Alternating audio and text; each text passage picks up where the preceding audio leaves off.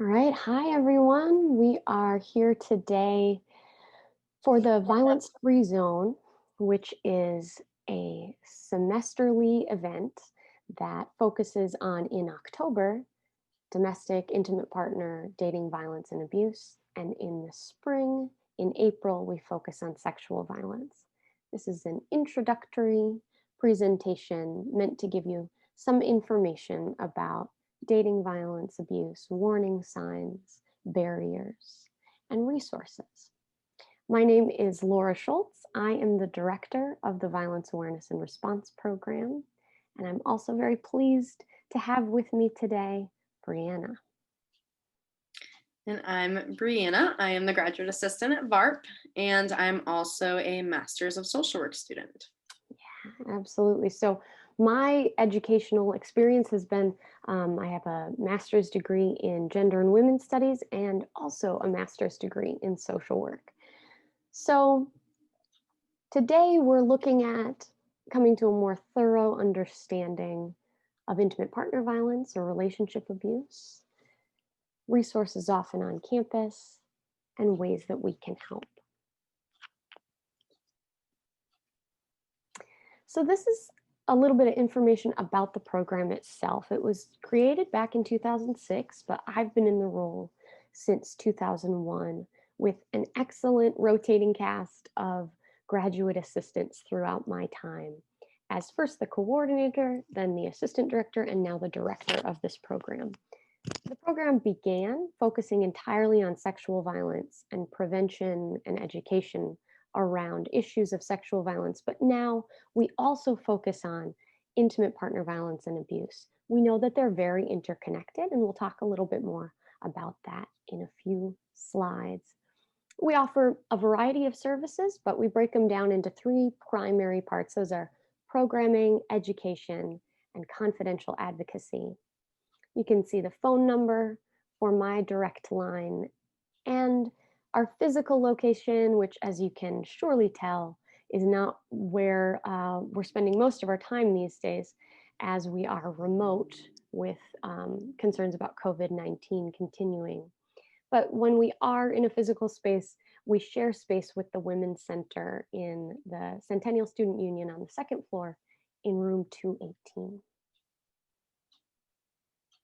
So here's a little bit about our programming. Again, this can be kind of split up into a few different things, but know that we're always doing programming, that the programming right now has been really focusing on Domestic Violence Awareness Month. So we have conversation circles that are really kind of overlapping between education and programming. We also have a podcast that we record and share every other week, and the topics that we discuss there really focus in on intimate partner violence, sexual violence, healing. I think this is a real major goal this semester, is focusing on ways that we can heal, especially when we're remote and separated out from other people. How can we continue to build community? And then we also have those same events and many others in April as well. So historically, when we are all together, we might do things like film screenings, large group conversations, bringing folks in, experts in the field, to share with us some information about their work and the resources that they can offer us. And then we also have our education. So I'll have Brianna tell us a little bit about education. Yeah, so some of what we do is in-class presentations or presentations to outside agencies such as correctional facilities, bars, or other community organizations. Some of what we talk about is intimate partner violence, sexual violence, bystander intervention, and activism, just to name a few. We also have our PEACE program, which stands for Peer Educators Acting for Change and Equality, where we would go into classrooms and create other opportunities to teach about important topics surrounding domestic and sexual violence, including some of what I already stated about bystander intervention, sexual assault, consent, and others. And as Laura mentioned, we do have monthly conversation circles that I lead, where we talk kind of just about what impacts us.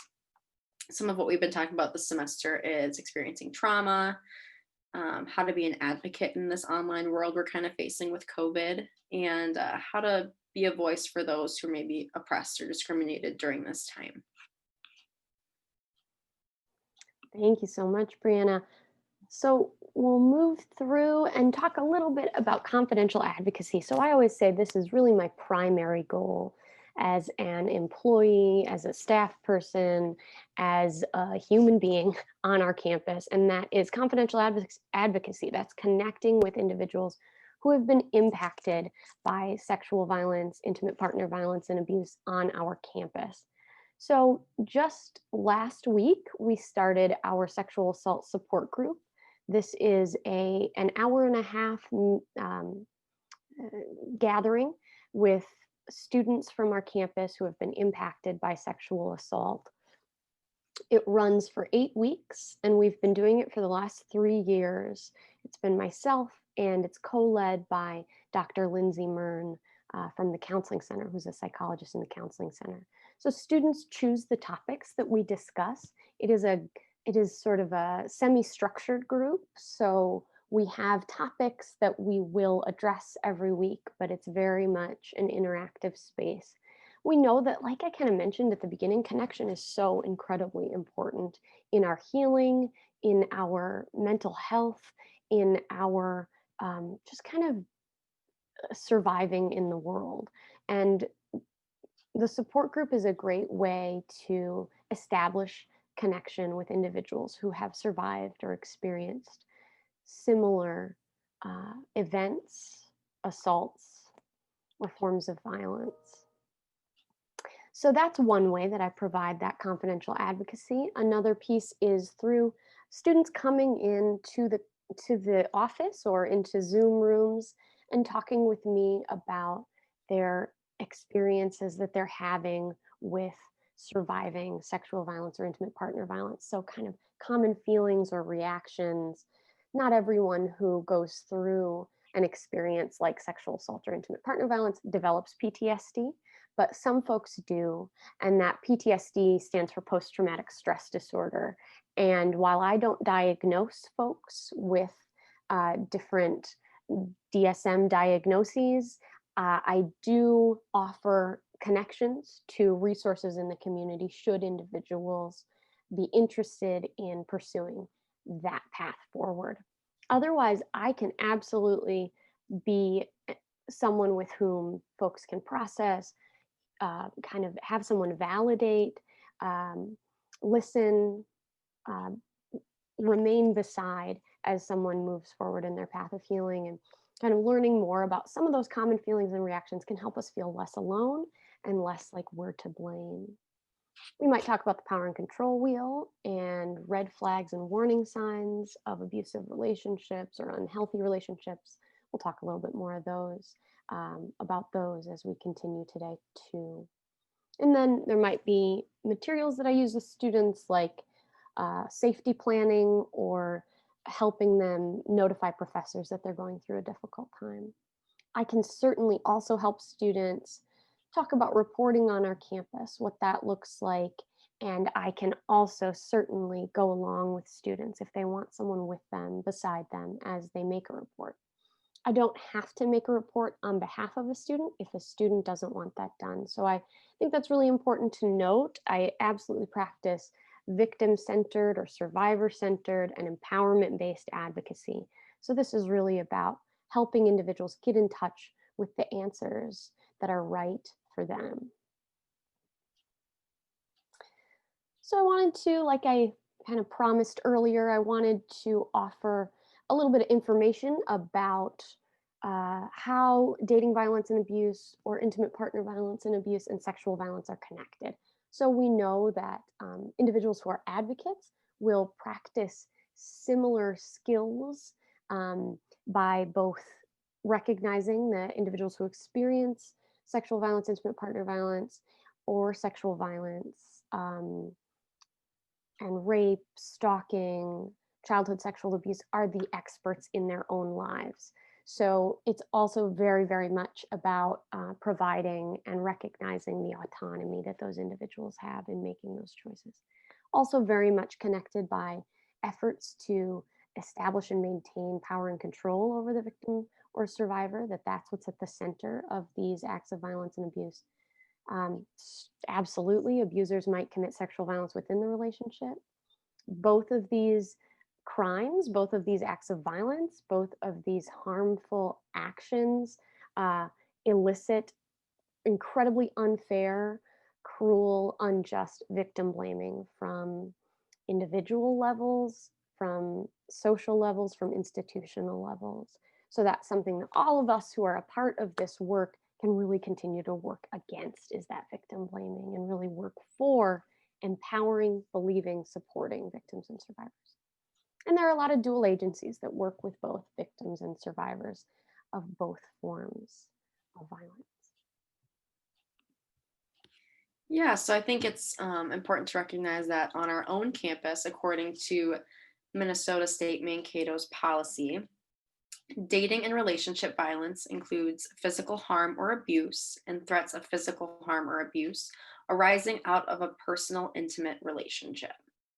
So, further, a pattern of coercive behavior designed to exert power and control over a person in an intimate relationship through the use of intimidating, threatening, harmful, or harassing behavior.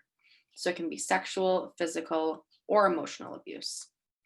And then, specifically with intimate partner violence, this is a behavior used by one person in a relationship to control the other. Partners may be married or not married, heterosexual, gay or lesbian, trans, gender nonconforming, or anywhere along the gender continuum, living together, separated, or dating. So, kind of a wide variety. And I think that's really important to highlight with intimate partner violence. Some more specifics with terminology. So, domestic abuse differs from terms like intimate partner violence and abuse, and dating violence and abuse. So, I think one specific example would be a term like battering or battered. So, when the Minnesota Coalition for Battered Women started, the term battered was especially used in this movement. But as we kind of furthered our understandings and growed with conversations about emotional abuse and psychological abuse and understanding what that means for victims and survivors, we kind of transitioned to more terms that were more inclusive, that really reflected the reality of what victims and survivors are experiencing. So, when using terminology as a whole, I think it's important to just keep in mind what terms are most inclusive for those. Yeah, absolutely. And I think oftentimes when our office is talking about intimate partner violence and dating abuse or intimate partner abuse, um, using the terms IPV or intimate partner violence or intimate partner abuse really kind of hones in on the specific conversation that we're having, which is about a pattern of behavior that is meant to exert power and control over a victim or survivor uh, in an intimate partnership. And that's important because domestic violence, that definition really has a lot to do with being in the same household. So that could be between roommates, that could be between family members, it could be uh, people who live actually in the same residence hall. That might be flagged as domestic violence as a legal term. So in the field, many of us use terms like intimate partner violence or um, relationship abuse as a way to really kind of identify precisely what we're talking about when we're discussing these topics. So, again, wanted to highlight the idea that power and privilege can really be effective tools for abusers to use. And some individuals have much more institutionalized power with which they can more easily oppress others. So, the central element, like we've been talking about across these definitions, is the establishment and maintenance of power and control. Of course, power and control can be exerted by anyone, but some of us have more institutionalized power at our disposal. So, we can more easily oppress others and commit acts of violence or abuse against them with more impunity. More impunity is kind of no consequence or a higher likelihood of no consequence. And ultimately, the goal of the anti violence educator, the advocate, is to end forms of violence and oppression, all forms of violence and oppression. So, this intersectional approach that focuses on all sites of institutionalized power through which abusers gain strength and control really needs to be deconstructed through a broad lens. So I mentioned this term intersectionality. You may have heard it before. I know that I was first introduced to it in gender and women's studies in my undergraduate work. And this is a term that was introduced by legal scholar Kimberly Crenshaw. And it's a framework that, or a theory that's meant to help us understand the ways that multiple aspects of all of our identities intersect, how they influence one another, and how they're compounded to create unique experiences with others, with the world around us, with each other. And this concept is especially used with regularity to describe the ways that societal privilege and oppression is complicated by different parts of our identity that are either marginalized or privileged in our society. So, again, people's identities are made up of various sites of both privilege and oppression. And kind of our little stick figure image there shows us that the world is interacting with that stick figure as all of their identities, not just their age, but also their level of education and the language that they speak and their gender, right? So all of those pieces are impacting every interaction that our stick figure has. People are reading them, our stick figure, as all of those things at once and responding to those. So if someone holds discrimination, holds racism, and interacts with our stick figure, they're not just interacting with one part of them, but all elements, all parts of them. So there's also really, I think it's important that we also focus on the fact that this includes the idea that oppressions cannot be solved alone.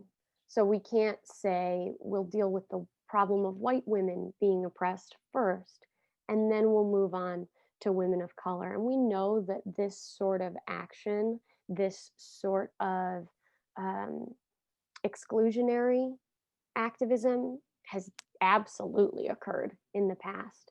And so it's very important that in the work that we do and the education that we do, that we consistently bring an intersectional lens and really look at the work that we're doing to ensure, really interrogate the work that we're doing to ensure that we're being thoughtfully, mindfully intersectional.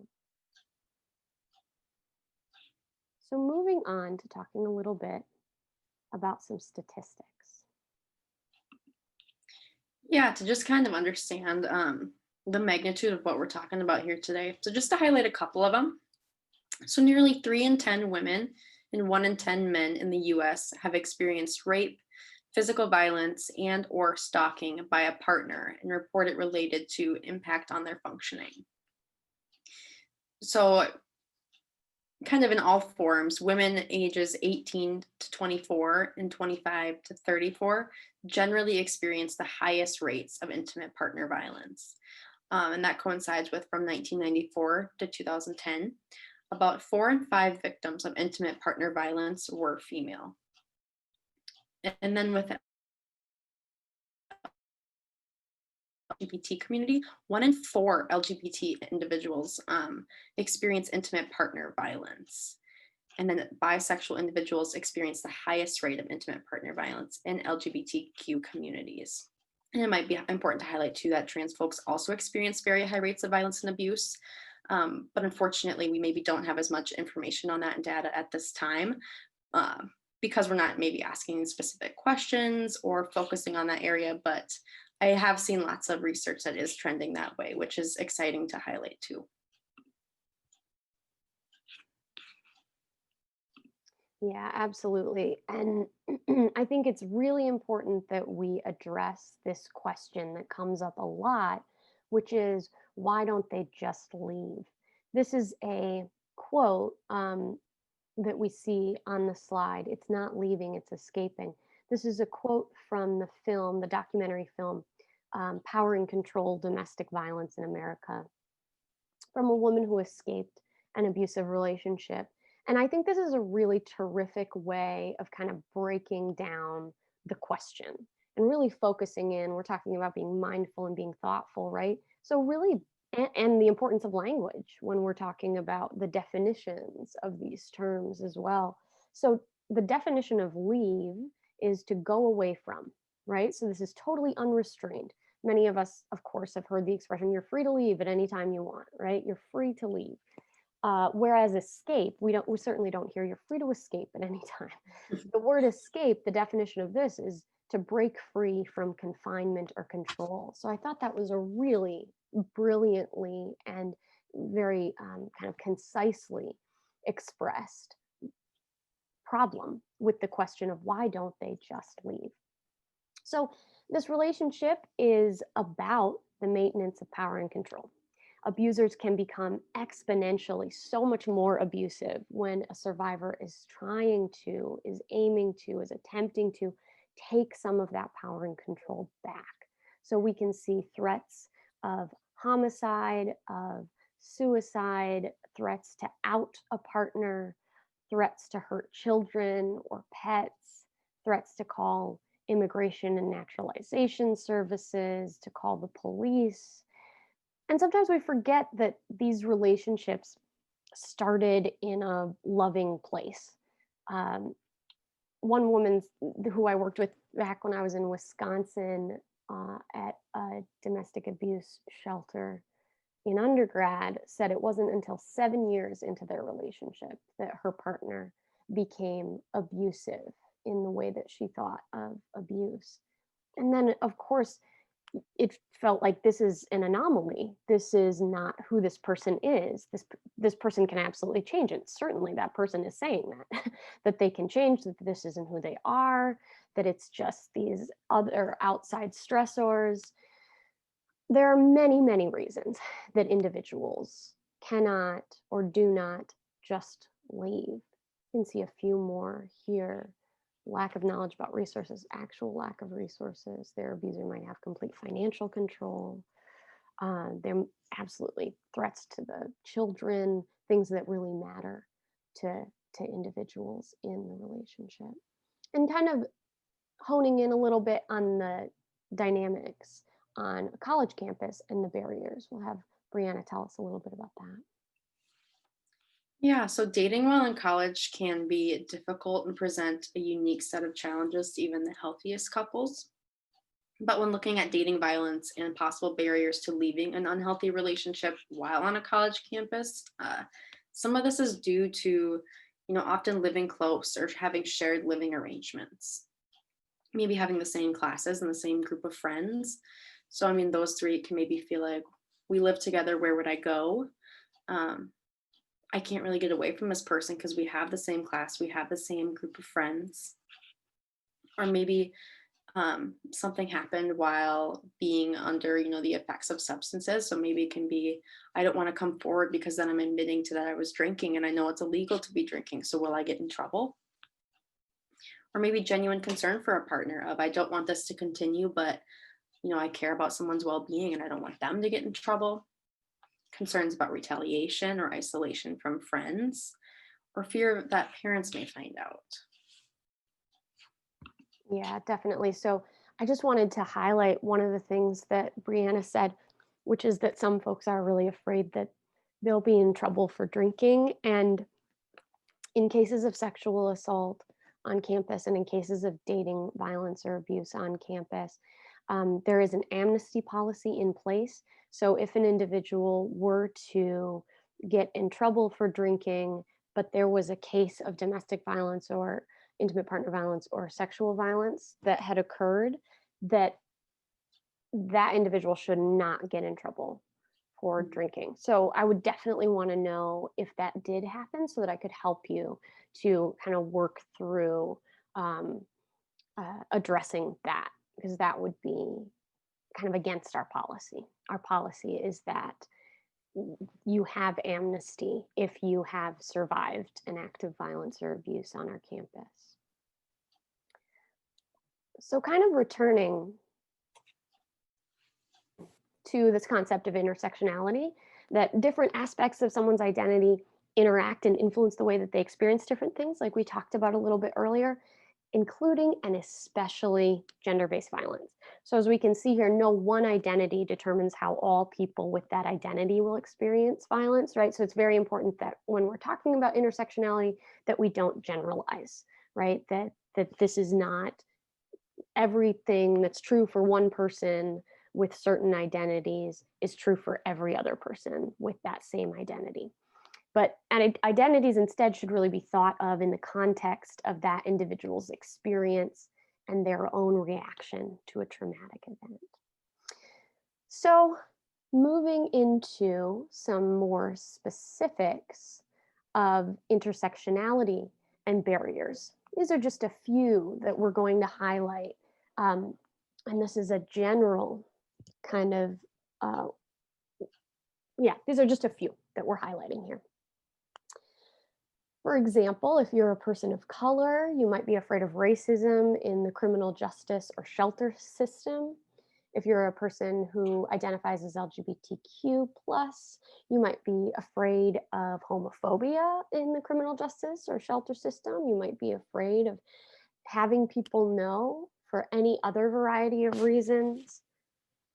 If your religion makes it difficult for you to get help, you might feel like you have to stay and not break up the family.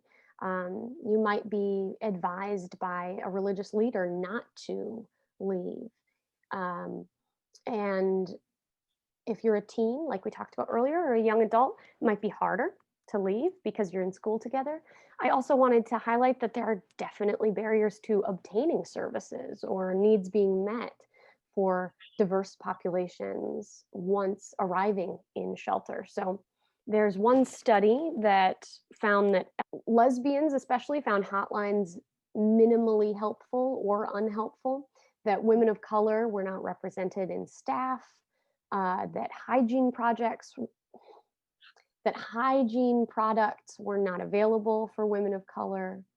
Um, Immigrant women were found to be fearful that their partners would be deported. So, not only are there barriers to escaping an abusive relationship, but there are also very real barriers that folks might face when accessing assistance, even once they have escaped or when they are reaching out for help. So I think specifically for the LGBTQ plus community, there's some additional barriers that are worth highlighting, such as, maybe a fear of outing yourself or your partner. Um, Kind of what Laura already hit on, a fear of, you know, having these homophobic, biphobic, transphobic responses, maybe not being taken seriously or having to educate who you're telling, because we kind of have a lot of heterosexual focused systems, whether that's healthcare or the judicial system, et cetera.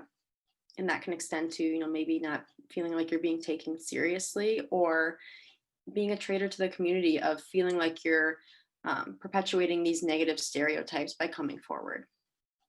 Laura also hit on, having fewer resources, especially, in Minnesota, there's one shelter that accepts men.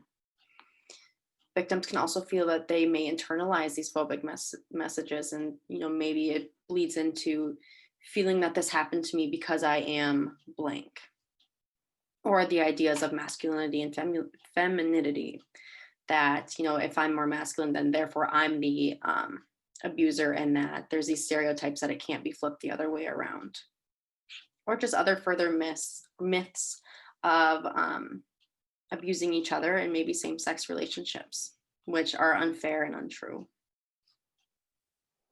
Yeah, absolutely. And I just wanted to highlight that this is information from Outfront Minnesota's anti-violence program that we've had on our campus several times. They're really excellent. They do such fantastic work. And the program that we've had has been, it happens to us too. So I think these additional barriers are not always represented in the conversations that we're having. And it's incredibly important to recognize and to notice and to note that in the work that we do, we should consistently be aiming to create spaces that are affirming and that are supporting folks with all identities. And some more specifics for individuals with intellectual and developmental disabilities. So in Minnesota alone, almost 1 million people have a disability. But those with an intellectual or developmental disability, they're at a 7 times higher risk of experiencing sexual violence than those without disabilities. And this also is true for children, as children with disabilities are sexually abused at rates 2.9 times greater than children without disabilities. So, kind of more barriers for reporting.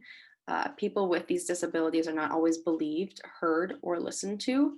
One survivor states that before you even get a chance to say anything, they, meaning the police, will interrupt you. I've experienced this firsthand working with individuals with disabilities. I had a client share with me that they were raped by a family member, and immediately it was said that they have a disability, they don't know what they're talking about, they can't be trusted. And that kind of goes into this last point of, perpetrators may and often are, I believe, caretakers, friends, or family members.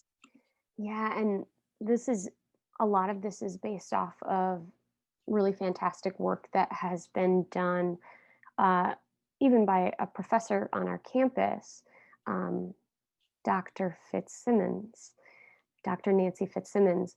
And I think really focusing on the fact that folks with intellectual and developmental disabilities consistently show in the research that like they know that something bad happened and people don't listen, people don't believe them, people invalidate them, people kind of talk down to them or condescend to them, and that creates an environment where I just know from, students who I've talked to, from other individuals who I've worked with, that when you get a response after you tell someone the first time, when you're blamed or when you're not believed, it can be so much more difficult to then tell someone else and hope that a new response will happen or will come.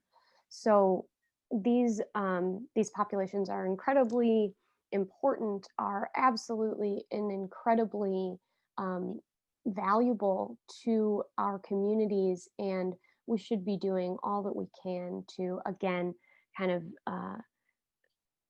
advocate alongside folks in our communities who have less institutionalized power than other individuals.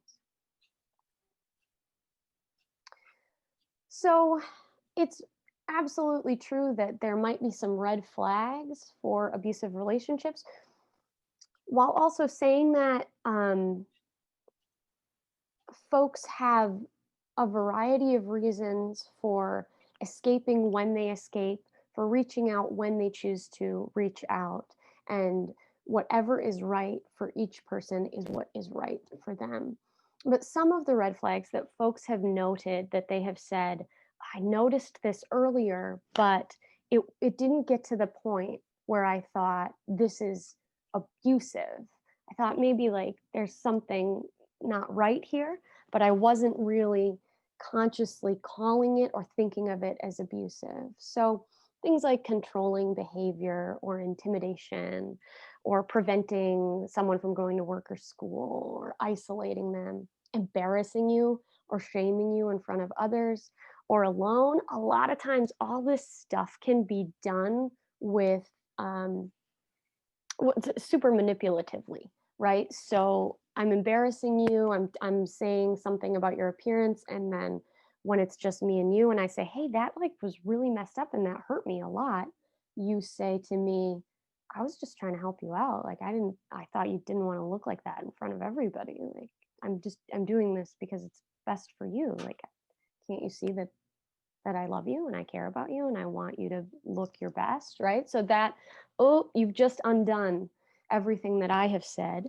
and I'm left to feel like grateful for this thing that you have done and said. So abusers are often really talented manipulators. And so these actions on paper, when they're written out like this, can feel like, oh, of course, well, that's clearly a red flag. But in the moment, it may not feel as clear and concrete. So, name calling or put downs, a common one that just like really gets under my skin is, I was just kidding. I was just joking. This was a joke. Like, can't you take a joke? Calm down. But it still, the effect of that was still very hurtful and it didn't feel like a joke to me, right?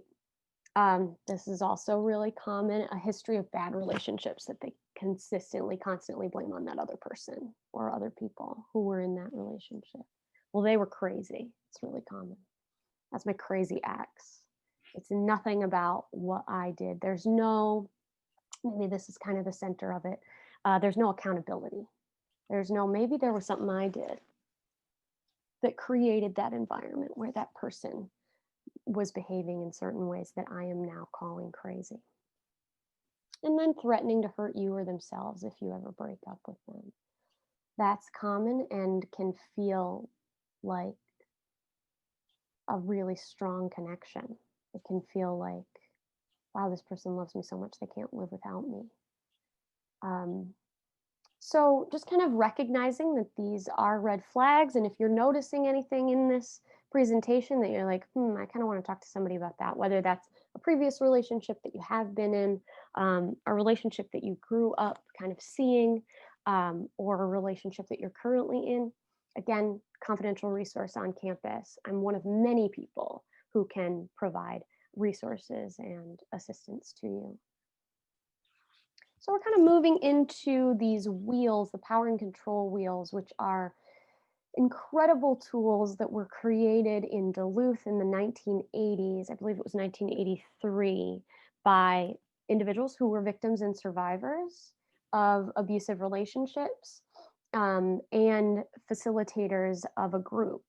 Ellen Pence was one of the co-facilitators who recently passed away and who created these incredible resources that are used all over the world. They have been modified to represent several different populations. So we have a few that we're going to kind of showcase throughout the presentation. Do know that these are widely available. You can Google Power and Control Wheel and pull up the document, or of course, we'd be happy to share those with you if you would be interested in having a document emailed from us. Just a few are Power and Control Wheel for disabled victims, for teens, for immigrant women, for LGBTQ folks, for trans folks. So this is the original, which was created with women in abusive relationships with men, most of whom had children with them and most of whom were married to them. So that's why we see the specific information that we see here, like using children and male privilege. Generally speaking, just to give you a little bit of a kind of idea of the theme, what we see is power and control at the center of the wheel. That's because power and control is at the center of abusive relationships. And we see these spokes of the wheel, if you will, with different tactics that are meant to achieve or establish and maintain that power and control that's at the center. We also see this ring around the outside that says violence, physical and sexual violence, because as the folks from the Domestic Abuse Intervention Project have said, that threat of violence or that actual violence is kind of what holds the whole thing together. So violence, of course, can be physical or sexual, but abusive relationships, I think this is really important to note that abusive relationships don't always include physical violence, and that doesn't make a relationship any less of an abusive relationship, right? I have actually heard individuals who are victims and survivors say, the emotional abuse, individuals who were in both physically violent or physically abusive and emotionally and psychologically abusive relationships, say that the emotional violence left longer lasting scars and longer lasting effects than the physical violence did. That was something that was incredibly difficult for them to heal from. And that's because all of these are kind of working in tandem or working together. Intimidation is working right alongside emotional abuse. So you're being put down, you're being made to feel bad about yourself or feel crazy or having these mind games played on you while you're also being intimidated, while you're being kept from your friends and your family and your loved ones. Um, and isolated, kept from your family, friends, and loved ones, and intimidated by, you know, breaking things around the house. And then there's this cycle of minimizing that happens after the abuse occurs. So I'm thinking about one individual who I worked with who was with someone who broke all of her grandmother's plates one at a time by throwing them down the stairs. And this victim survivor said, "What are you doing? Oh my God, those are my grandmother's plates. Those are an heirloom in my family." And the abusive person said, uh, "I'm just trying to help you. Like, you are way too concerned with material things, and I'm trying to like help you get over that. I'm trying to like bolster your character and make you a better person." So, heyo, all this stuff is happening at the same time, right? I think that's an important way to kind of break down some of these bits, because we've got destroying property. And what did I just do? Oh, I did that. Okay. We've got destroying property as well as putting you down, making you feel bad about yourself. And we have this minimizing, denying, and blaming, saying yeah, I'm doing that, but like, it's honestly like I'm helping you. So that's what we see in a lot of specific acts of violence or abuse in abusive relationships, is not that somebody's like, okay, I think I'm going to do this male privilege stuff today. But instead, um, behaving in such a way that maybe ticks a lot of the boxes at once. Yeah, so for teens, a lot of these same themes are true, but I think it's important to highlight that, in adolescent and teenage years, they're very important for development. And at this age, teens and adolescents can be very impacted by their experiences, and that can have a really lasting effect on their overall self confidence, self worth, and sense of self. So, some of the tools in these relationships to obtain power and control, specific to teens, are things like Mhm. peer pressure. So threatening to expose someone or spread rumors if you don't do what I want you to, or using social status, things like making all the decisions in the relationship, or treating someone like a servant. Intimidation, or making threats to carry out things that are important to them, things that such as objects, sexual coercion, manipulating or making threats to get sex, or what we've learned about from the slide before of the isolation and exclusion, taking them away from the things and the people that are very important to them, to get them to do what you would like. And this same thing happens on college campuses too, which, whoops, we have highlighted. So there's things like academic abuse, such as transferring into a partner's class to monitor them, or causing their academics to suffer by controlling their attendance, or starting fights on purpose surrounding times that are very important to them in their grades. Abuse and humiliation, making fun of what they wear, what they look like, their hair, their major, being very possessive and harassing, or manipulation, using anger or silent treatment as punishment for not obeying. Physical abuse of hitting, punching, slapping, kicking, ruining their objects that are important to them.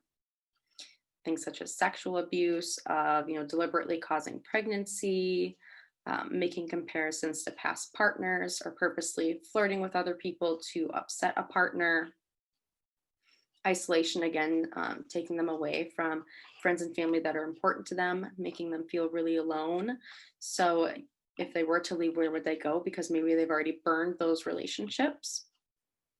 And then just overall threats and intimidation, threatening a partner with physical harm, threatening that you'll kill themselves if your partner will leave, hurting pets or blackmailing.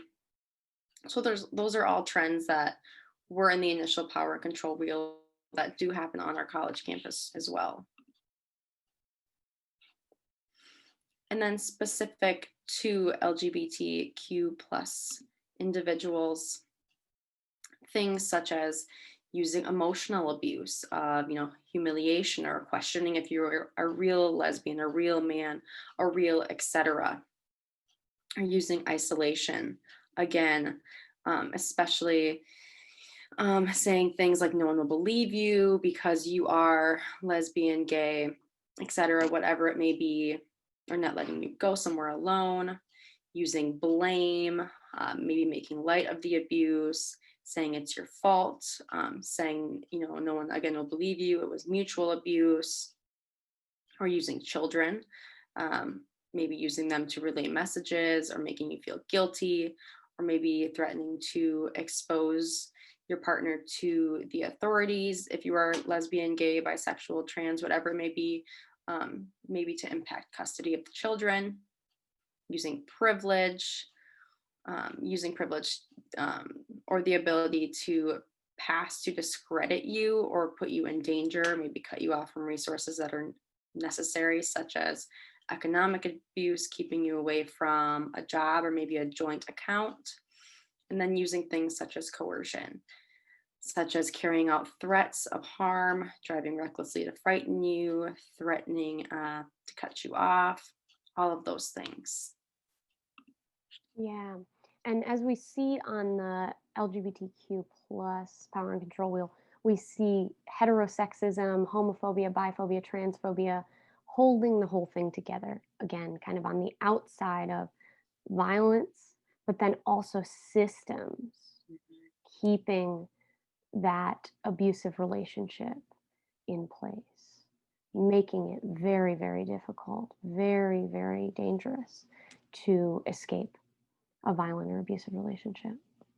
And so I do think it's important to look at the other side, which is the equality wheel. This was also created by the folks in Duluth when they were creating the power and control wheel as a way to kind of highlight, to showcase, to um, create something to strive for. And this is something, we talk about relationship green flags, we talk about the equality wheel.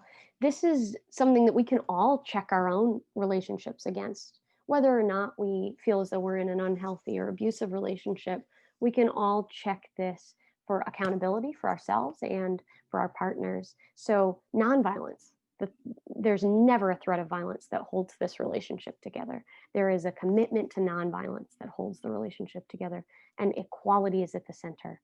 And all decisions, all of the connections that you make in that relationship are based around establishing and maintaining equality in the relationship. So we see kind of the flip of that original power and control wheel. We see respect, trust and support, honesty and accountability. So again, this was created by the Duluth model, or within the Duluth model, by domestic violence intervention, by the Domestic Violence Intervention Project.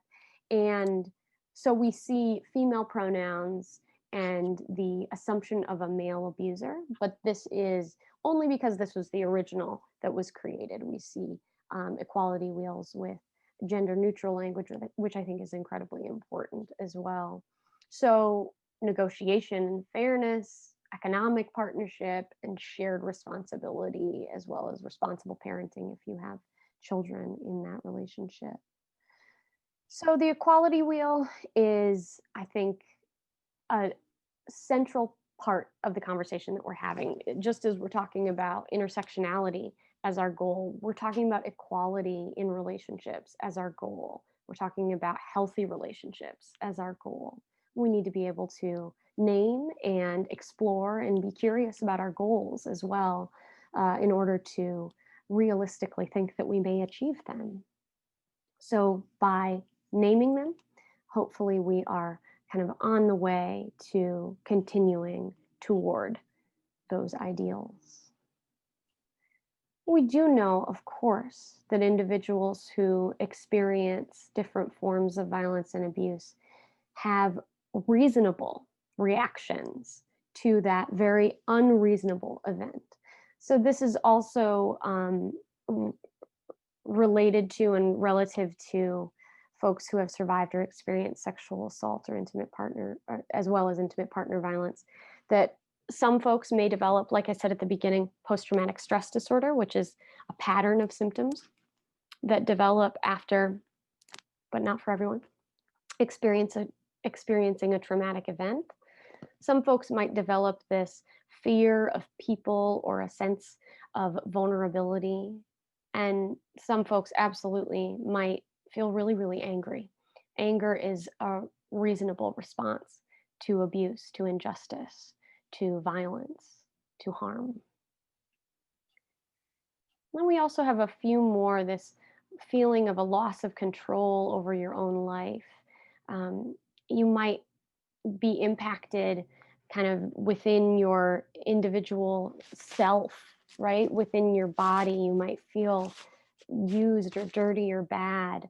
You might experience anxiety or shaking or nightmares or sexual concerns. Maybe not being interested in or wanting to have sex a certain way, in a way that was kind of weaponized, perhaps, in the relationship or that harmed you. And that's completely fine. We always say a loving, supportive partner or partners will absolutely understand that and be there with you through your decision making about what you feel affirmatively and enthusiastically that you want to consent to.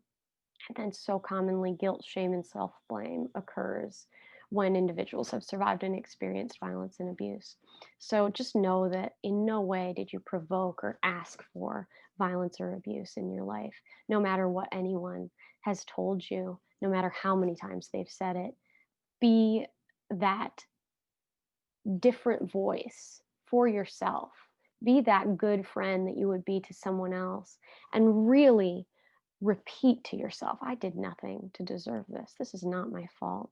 The blame and shame and self blame should land squarely on the shoulders of the person who did this to me, who, who harmed me, who hurt me, who abused me.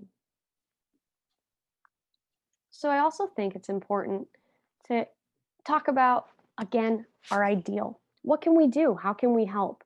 This is a little acronym that I came up with. I just thought I was like so smart when I did this. But the four letters are HELP. H is hear what they're saying and believe them and listen non-judgmentally, really acknowledging that it's scary. It's difficult to talk about this.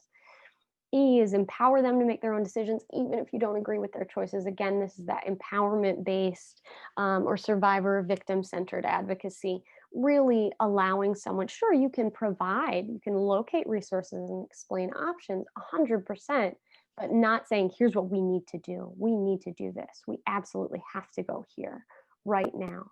That, here's why, theoretically, in theory, right? To kind of frame it up, this is to disempower someone.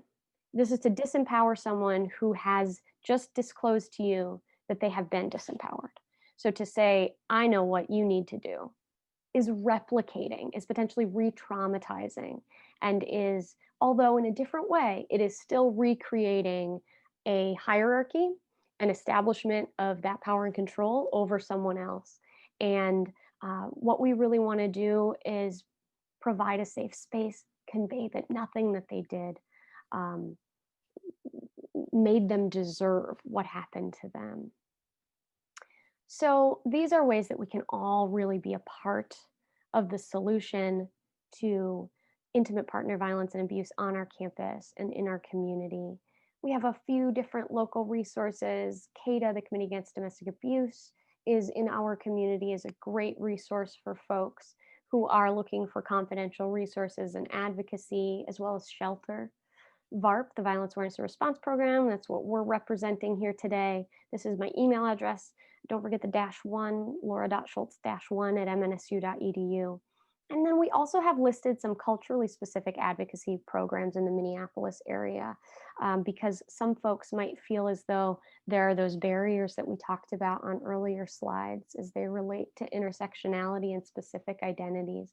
So I think it's really important that we also highlight that there are resources that are culturally specific. Unfortunately, they're not here in Mankato, but if someone wanted to learn more about any of these resources, if you wanted any assistance locating or contacting them, we would be more than happy to help you with that as well. So here's our little pictures of a couple of the resources as well. This is out front, which we talked a little bit about when we were talking about barriers for individuals who identify as LGBTQ plus, and they provide, as you see, there's a call line that you could reach, as well as information from CADA, the Committee Against Domestic Abuse. You see the 24-hour line as well as the crisis line listed. So we just want to say thank you so much for being here with us today. And we would invite you, if you're interested, if you have any questions, to please reach out to us and let us know. We'd love to continue to have the conversation with you about either intimate partner violence, stalking, childhood sexual abuse, um, anything that you have survived, experienced, or are looking for more information about. We're here for you. Mhm. Thanks so much.